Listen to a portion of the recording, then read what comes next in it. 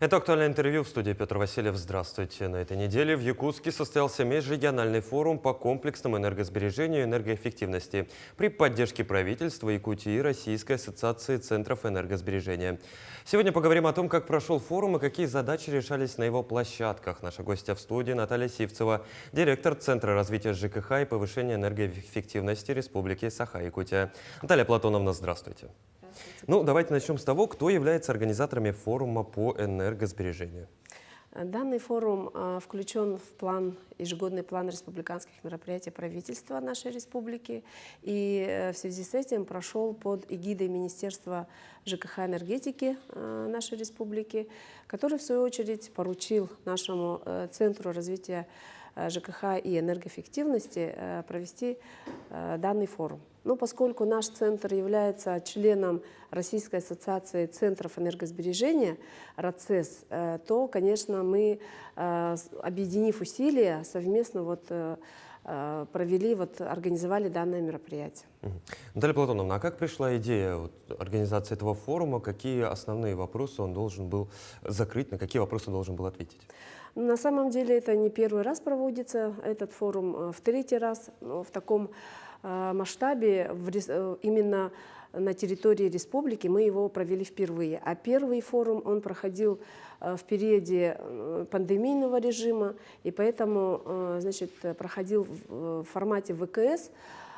Второй форум мы в прошлом году провели в Москве с целью привлечения федеральных экспертов, что тоже получилось достаточно успешно. И вот в третий раз мы уже с учетом потребности привлечения уже местных наших представителей муниципальных образований, энергосервисных компаний здесь провели в Якутске. Поэтому востребованность мы увидели, что большая, зарегистрировалось больше 130 человек, участников на форум, при том, что мы планировали порядка только 80, увидели, что большой интерес имеется, поэтому мероприятие прошло достаточно интенсивно и насыщенно. Ну вот 130 человек. Какие площадки работали в рамках данного форума? Работало несколько площадок. Растянулся форум на 3 дня. Первый день был посвящен пленарному заседанию, где были обсуждены вопросы государственной политики Российской Федерации. Присутствовал директор Департамента энергоэффективности и экологии Министерства экономического развития Российской Федерации Петрунина Ирина Анатольевна и эксперт высокого класса, тоже председатель экспертного совета при комитете по ЖКХ и строительству Госдумы Булгакова Ирина Александровна. Она же является исполнительным директором Ассоциации предприятий ЖКХ «Объединенный совет ЖКХ». И, соответственно, мы получили большой отклик со стороны и других федеральных экспертов, инвесторов. Ну, в целом задача вот такая была выполнена. Другой площадкой дальше явился круглый стол, где обсуждались проблемные вопросы. Круглый стол назывался «Энергоэффективность как необходимая перспектива развития ЖКХ и энергетики в условиях Российской Федерации». Поскольку мы живем в северной стране, и особенно в Якутии, конечно, это очень актуально. Кроме того, на площадке форума работало открытое заседание комитета по работе с ресурсоснабжающими организациями. Это комитет РАЦЭС нашей ассоциации. Тоже обсуждались насущные вопросы, которые касались программ энергосбережения наших поставщиков коммунальных услуг и тарифных источников. Много вопросов по регулированию. Это основной источник возврата инвестиций, поэтому достаточно дискуссионный вопрос. Да? Дальше у нас второй день был посвящен полностью стратегической сессии в формате деловой игры. Тоже большинство участников приняло активное участие, и мы его построили именно с целью практических рекомендаций, чтобы можно было выработать на этой площадки. Мы считаем, что синергия получилась.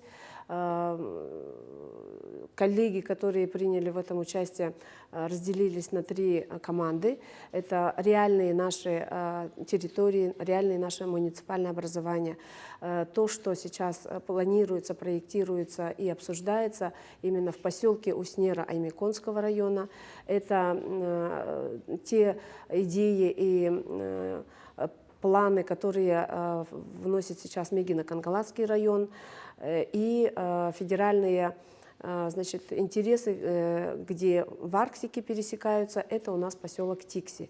На этих 3 площадках попытались выработать именно те механизмы, которые помогут выработать какие-то комплексные решения, потому что на самом деле вопрос энергоэффективности — это практически вся экономика, это разные отрасли, разные участники, и начиная от позиции администрации населенного пункта, бюджетных учреждений, потребителей, населения самого, непосредственно еще и, конечно же, ресурсоснабжающие организации.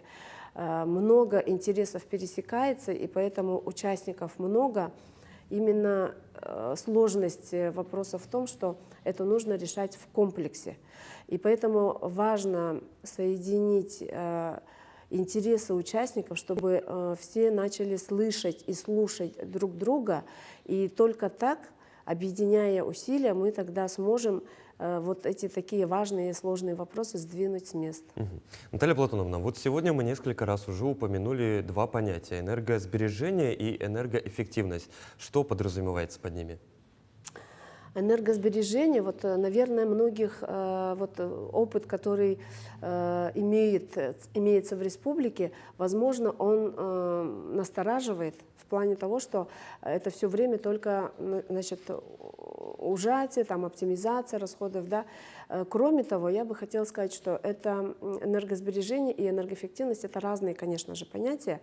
Энергосбережение — это когда больше это разумное потребление, это осознанное потребление, когда ты понимаешь, что можно ресурсы, которые мы, конечно, имеем сейчас, в таком практически неограниченном количестве, как считаем, поскольку мы страна добывающая, поскольку у нас много полезных ископаемых. Тем не менее, речь идет о том, чтобы именно культура, экологическое мышление и так далее, они уже внедряются в нашу жизнь постепенно, да, и речь идет об этом. Не сколько вот совсем, как сократить потребление, как вот у нас сейчас на Западе получается, а у нас слишком вот расточительное потребление, которое можно было бы как-то в какое-то разумное русло повернуть. А в части энергоэффективности я бы хотела сказать, что много значений имеют технологии. И поскольку мы даже когда понимаем и разумно потребляем, то в рамках возможностей конкретных субъектов, да, хозяйствующих субъектов или даже вот территорий, мы очень сильно зависим от большой программы, от структурирования в целом. Это называется топливно-энергетическим балансом.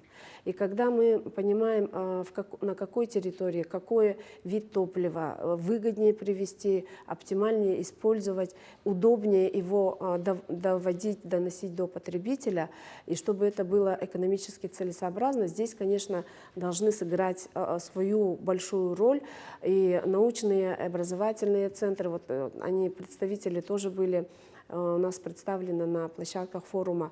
И, соответственно, те инвесторы, те современные технологии, какие-то механизмы привлечения инвестиций, то есть все то, что сегодня имеется в мире, но еще недоступно вот для наших территорий, вот мы бы хотели, чтобы именно такие способы привлечения умов, способы привлечения каких-то знаний, опыта, компетенций, чтобы они, вот, соединяясь, могли принести пользу всем сторонам.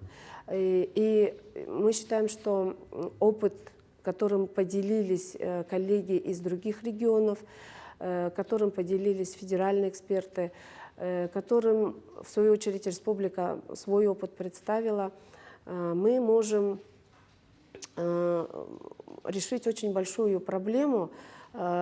Во-первых, у нас очень дорогие виды ресурсов, соответственно, экономика на это требуется большая, поэтому здесь должны консолидировать все нынешние достижения, как говорится в науке, в то, что раньше называлось научно-техническим прогрессом.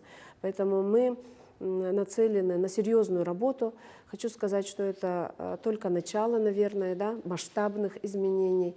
Мы говорим о том, что нужно проектировать, планировать, структурировать и с единого центра координацию делать, чтобы всем все было понятно, где и каким образом необходимо выстраивать вот такие,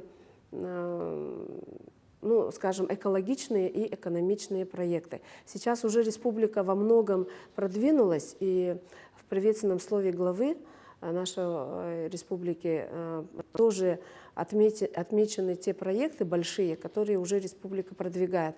Это и газификация, и это и строительство новых электростанций такого международного уже масштаба. Да? Поэтому вот это и возможно использование Северного морского пути, чтобы у нас логистика, очень сложная логистика по доставке топлива, это основная большая наша затратная статья, сама стоимость топлива, ее транспортировка. Поэтому, когда решатся такие глобальные вопросы, да, уже, наверное, тех технологий, которые сейчас уже в мире используются, и частично где-то и комбинированная генерация, и микрогенерация, вот эти все новые достижения, которые можно было бы на практической стороне уже жизни реализовывать, вот мы должны вот это все собрать и предложить, каким наилучшим, оптимальным образом на той или иной территории это организовать. Суммируя вот подобные форумы, которые у нас прошли, в дальнейшем только положительно скажутся и на энергоэффективности, и на энергосбережении в нашей республике. Возможно, какие-то новые практики мы будем внедрять. Наталья Платоновна, спасибо, что пришли к нам в студию и ответили на наши вопросы. Спасибо большое за приглашение. Ну а я напомню, это было актуальное интервью. До новых встреч.